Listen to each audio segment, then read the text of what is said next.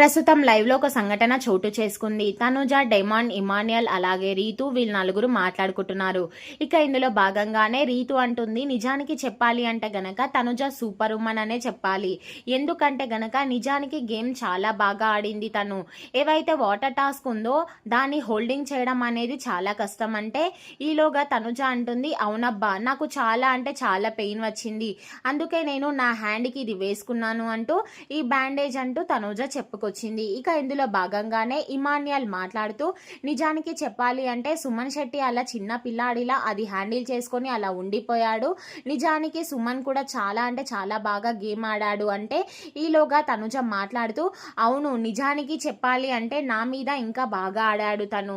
Height తక్కువైనప్పటికీ కూడా నా మీద నేను హైట్ ఎక్కువైనప్పటికీ కూడా తను నన్ను ఓడించి గెలుపొందాడు చూడు, నిజంగా సుమన్ బేబీ గ్రేట్ అంటూ తనుజ అయితే సుమన్ని మెచ్చుకుంటుంది.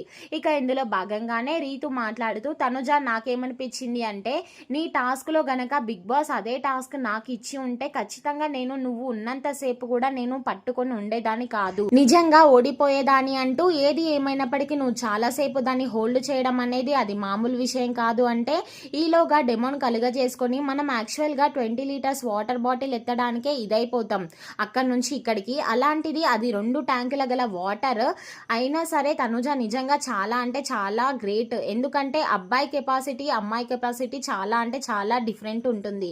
కానీ ఏది ఏమైనప్పటికీ ఈ టాస్క్తో తనుజ గ్రాఫ్ ఎక్కడికో వెళ్ళిపోతుంది అంటూ డెమోన్ మాట్లాడుతున్నాడు. నిజానికి తనుజ గేమ్ ఎలా ఆడిందనేది ఈ రోజు ఎపిసోడ్లో అయితే చూస్తారు.